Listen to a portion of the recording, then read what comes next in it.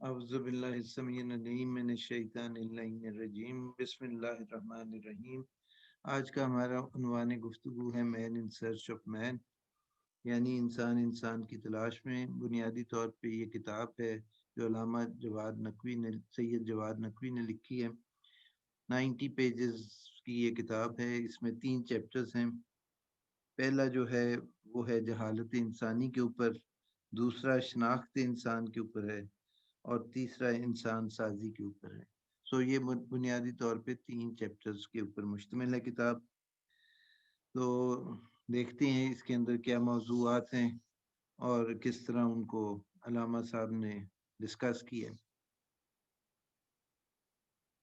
تو سب سے پہلے تو آگاہی کی بات کرتے ہیں۔ Is the one who is aware equal to the one who is not aware؟ سورہ الزمر ورس نمبر 9 کہ کیا جو آگاہ ہے کیا اس کے برابر ہو سکتا ہے جو آگاہی نہیں رکھتے۔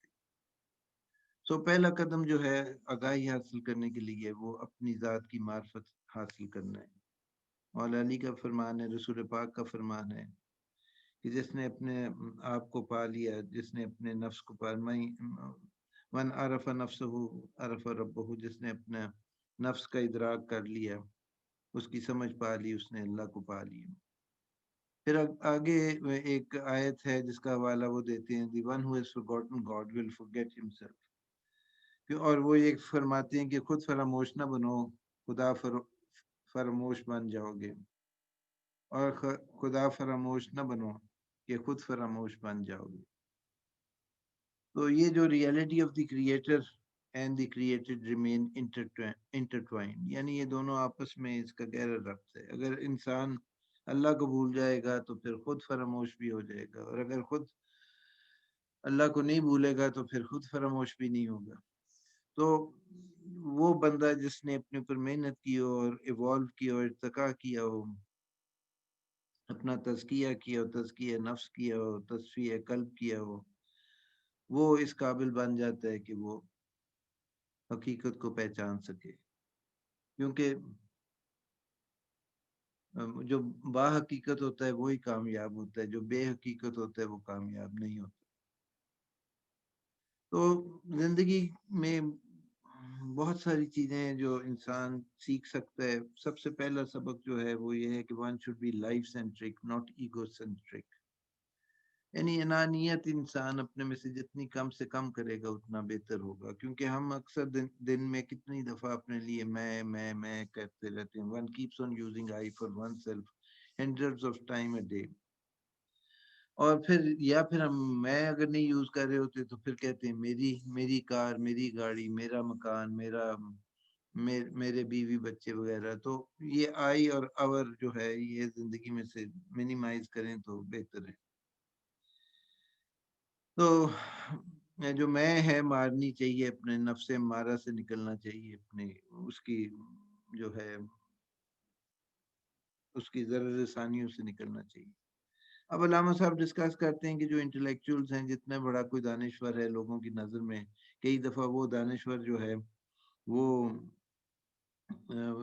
بہت ساری غلط باتیں بتا دیتا ہے لوگوں کو، اور لوگ کیونکہ اس کا اثر قبول کرتے ہیں تو وہ بہت ساری غلط چیزیں اپنا لیتے ہیں۔ اور اس میں وہ بات کرتے ہیں ڈارون کی کہ جس نے کہا کہ جی ہم بندروں سے ایوالو ہوئے ہیں اور ہمارے انسیسٹرز جو ہیں وہ بندر تھے۔ اسی طرح فرائیڈ کی بات کرتے ہیں۔ فرائیڈ نے جہاں یہ نظریہ دیا کہ سارے ایکشنز جو ہیں ہیومن بینگز کے وہ سیکس کے اوپر بیسڈ ہیں، مگر وہ اس کو صحیح طرح پہنچا نہیں سکا لوگوں تک۔ علامہ اقبال اس سلسلے میں کہتے ہیں کہ اس نے ایک اس کی یہ اچھی بات تھی کہ اس نے سائیکو انالیسس کا جو راستہ ہے وہ کھول دیا، ورنہ پچھلے زمانے میں لوگ یہ ہوتا تھا کوئی بھی کیس آ جاتا تھا، مرگی کا دورہ کسی کو پڑ رہا ہے یا کچھ اور ہو رہا ہے تو سب کہتے تھے جن بھوت اس کو چمٹ گئے۔ تو بہرحال فرائیڈ نے بہت ساری غلطیاں بھی کی ہیں مگر کچھ اس کی اچھائیاں بھی ہیں۔ کارل مارکس نے کہا کہ ساری جنگیں جو ہیں وہ پیسے کی خاطر اور کلاس ڈفرنس کی وجہ سے ہوتی ہیں، یعنی اکنامک ویژن جو ہے لائف کا وہ اس نے کہا یہ سب سے اہم ہے۔ تو ان کے جو خیالات تھے ان کے نیگیٹو اثرات ہوئے۔ ڈارون کی وجہ سے لوگ بہت سارے دین سے منحرف ہوئے، فرائیڈ کی وجہ سے کچھ چیزیں اچھی بھی آئی اور کچھ چیزیں بری آئی، اور فرائیڈ نے کیونکہ سب چیز بیسڈ ہی سیکس پہ کر دی تو وہ بھی ایک جو پاکیزگی تھی زندگی میں سے، اس کے اوپر ایک کاری ضرب لگ گئی، اور کارل مارکس نے کہہ دیا کہ جی سارا کچھ کلاس سٹرگل کے اوپر بیسڈ ہے، پیسہ ہی محرک ہے سب کاموں کا۔ تو یہ چیز نہیں ہونی چاہیے، اور ہمیں کوشش کرنی چاہیے کہ اپنی انانیت کو قابو میں رکھیں اور اوتھینٹک سیلف کو ڈیولپ کریں۔ اوتھینٹک سیلف وہ ہے جو نہ خود فراموش ہے نہ خدا فراموش ہے، اس کو علم ہے کہ یہ جسم جو ہے یہ صرف ایک وہیکل ہے، ایک ذریعہ ہے، اصل چیز روح ہے۔ اچھا جی، soul represents both life and spirit. اب سول کے دو معنی ہیں، ایک جان کے ہیں، اور ایک جو ہے سول کا مطلب ہے روح ہے۔ اور جو قرآن پاک کی ایک آیت ہے سورہ اسراء کی، کہ جس میں لوگ پوچھتے ہیں، یہودی آگے پوچھتے تھے کہ جی روح کیا ہے، تو آپ ان کو، نبی پاک کو کہا گیا کہ آپ ان کو بتا دیں کہ اس کا علم تمہیں بہت ہی قلیل دیا گیا ہے، اور یہ امر ربی ہے۔ بہرحال اس بحث سے آگے چلتے ہیں، تو سب سے مین چیز جو ذہن میں نقطہ جو رکھنے والا ہے وہ یہ ہے کہ انسان کو اللہ تعالیٰ نے فریڈم آف چوائس دی ہے، اور اس کو دو راہ کے سامنے کھڑا کر دیا ہے۔ اور سورہ دہر کی آیت ہے کہ اِنَّا هَدَيْنَا السَّبِيلَ إِمَّا شَاكِرًا وَإِمَّا كَفُورًا، کہ تمہیں ہدایت دے دی گئی ہے، اب تمہارے اوپر منحصر ہے کہ تم شکر گزار بنتے ہو یا نا شکر گزار بنتے ہو۔ تو نہ صرف یہ دو راہیں ہیں، ان دو راہوں کے بعد اور بہت ساری راہیں کھلتی ہیں، اور انسان جو ہے وہ اگر اپنے انتخاب میں کجی نہ دکھائے اور صحیح انتخاب کرے تو پھر کامیابی کی طرف گامزن ہو سکتے ہیں۔ اللہ تعالیٰ نے انسان کو اشرف المخلوقات بنایا، اسے خلیفۃ الارض کا مقام دیا، پیراگن آف کریشن بنایا، مگر اگر انسان ہدایت کو قبول نہ کرے تو جس طرح سورہ 3 میں دیا گیا، بسم اللہ الرحمن الرحیم، والتین والزیتون وطور سینین وہذا البلد الامین لقد خلقنا الانسان فی احسن تقویم ثم رددناہ اسفل السافلین، کہ ہم نے انسان کو احسن الخالقین بنایا، ثم رددنا اسفل السافلین، اور اگر وہ رد کر دیتا ہے فیتھ کو، یعنی یقین نہیں کرتا خدا کے اوپر، ایمان نہیں لاتا، تو پھر وہ اسفل السافلین کی طرف چلا جاتا ہے، یعنی بدتر سے بدتر مخلوق کی طرف چلا جاتا ہے، جانوروں سے بھی بدتر ہو جاتا ہے۔ تو اللہ تعالیٰ نے ہمیں یہ عقل بھی دی ہے، رہنمائی بھی دی ہے، انبیاء اکرام بھی آئے، ائمہ طاہرین بھی آئے، تاکہ انسان کو آگاہی دیں کہ اس کا مقصد حیات کیا ہے۔ اور یہ ہر ایک چیز اللہ نے کسی مقصد کے تحت پیدا کی ہے۔ یہ جانور جو ہیں ان سے ہم بہت سارے فائدے بھی حاصل کرتے ہیں، اور ان سے ہم بہت ساری چیزیں جو ہیں وہ سیکھ بھی سکتے ہیں۔ تو ہمیں چاہیے کہ سیکھیں کہ انسان جو ہے وہ اس طرح کا اللہ نے بنایا ہے کہ وہ اپنی ارتقا کر سکتا ہے، اور اگر وہ جو ہے انحراف کرے گا اور اپنے ارتقا کی طرف نہیں جائے گا تو پھر وہ انسان جانوروں سے بھی پست ہو جائے گا۔ تو قرآن پاک ہمارے لیے باعث ہدایت ہے، اور جس وقت ہم کسی دوراہے پہ کھڑے ہوں، جس وقت سمجھ نہ آ رہی ہو، تو قرآن سے رہنمائی لیں، تو قرآن ہمیں بھی رہنمائی ہمیں پہنچائے گا، ہمیں رہنمائی دے گا۔ تو قرآن تو بنی نوع انسان کو بھی رہنمائی دے رہا ہے اور متقین کو بھی رہنمائی دے رہا ہے۔ پھر اس کے بعد علامہ صاحب نے سورہ شمس کی متعلق بات چیت کی ہے کہ یہ جو ہے بہت ہی کلیدی صورت ہے قرآن پاک میں، جس میں اللہ تعالیٰ نے 11 چیزوں کی قسمیں کھانی ہیں، اور پھر اس کے بعد قسمیں کھانے کے بعد 11 چیزوں کی اللہ تعالیٰ نے فرمایا ہے کہ قد افلح من زکاہا وقد خاب من دساہا، کہ جس نے اپنے آپ کو پاک کیا وہ فلاح پا گیا، اور جس نے اپنے آپ کو پاک نہ کیا تو وہ گھاٹے کا سودا اس نے اٹھایا۔ تو یہ بہت ضروری ہے، قد افلح من زکاہا، اور یہ بھی پہلی آیت جسے پڑھ لیں، فَأَلْهَمَا فُجُورَهَا وَتَقْوَاهَا، اللہ تعالیٰ نے انسان کو ودیت کیا ہے، اس کو بتا دیا ہے کہ فجور کیا ہے، تقویٰ کیا ہے، اچھی بات کیا ہے، بری بات کیا ہے۔ اس کے بعد اگر وہ اچھی بات کو اپنا لے گا تو وہ پیوریفائی کرے گا اپنے آپ کو، اور اگر اچھی بات کو نہیں اپنائے گا تو پھر وہ خسارے کی طرف چل پڑے گا۔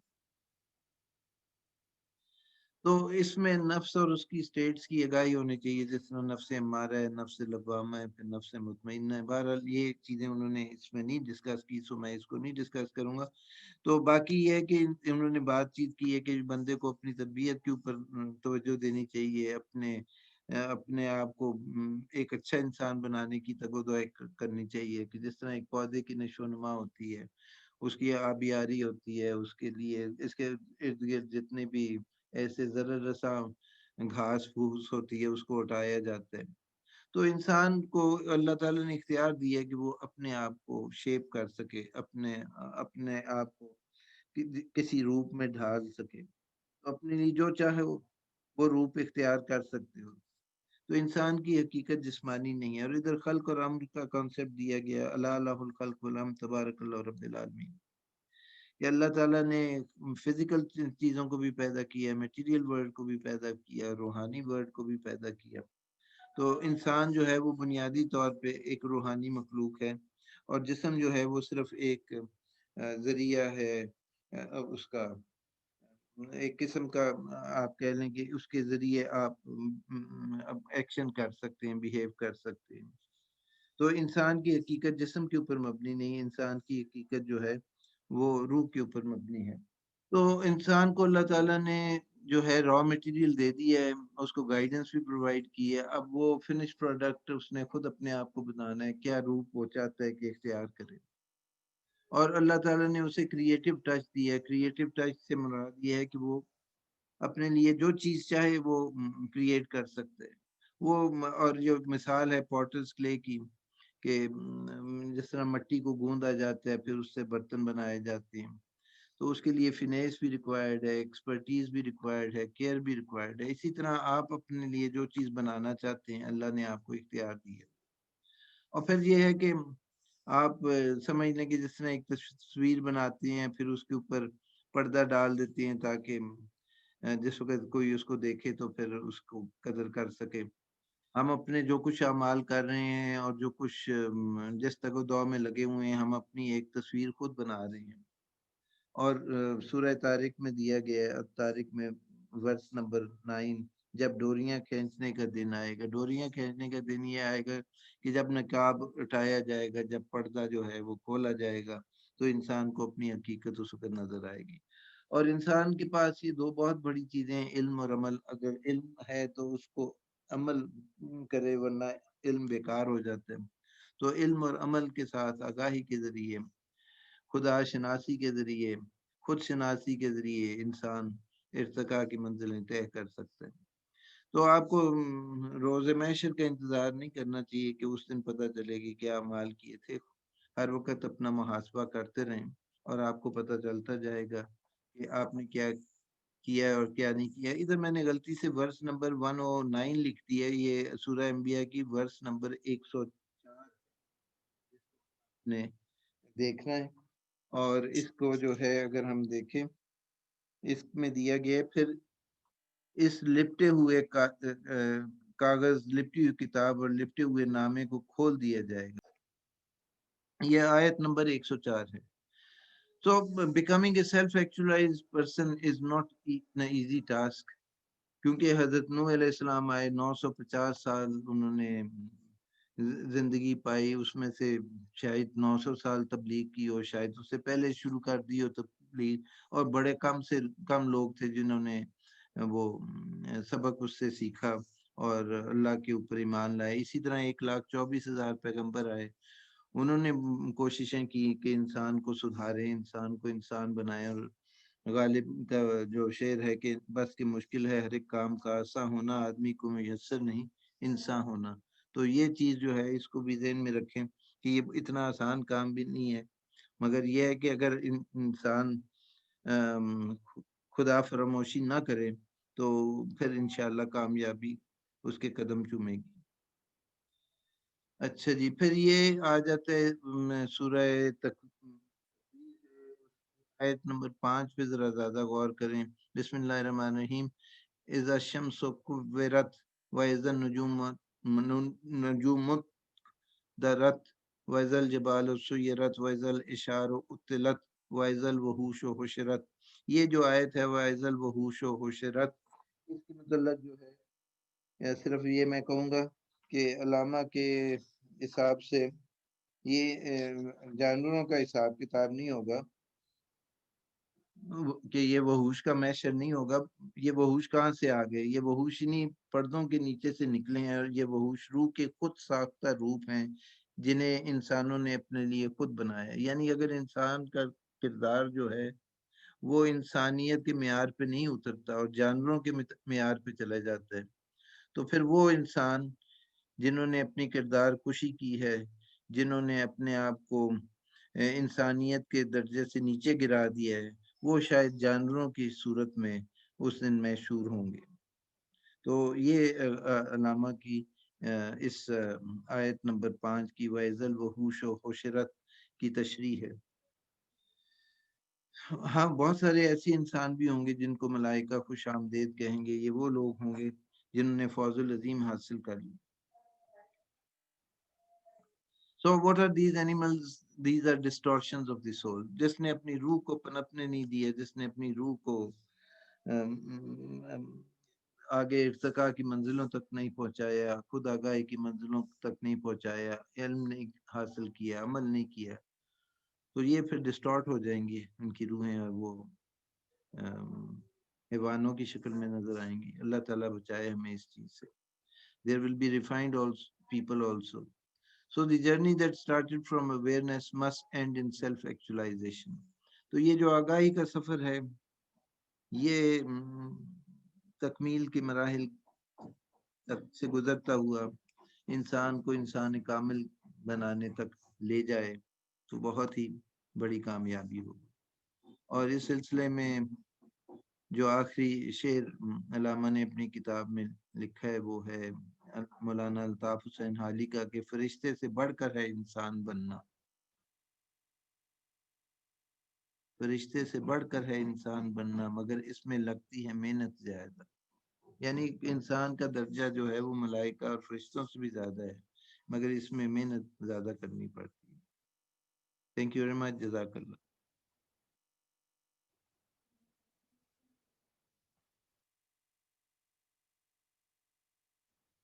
بس ختم ہو گیا.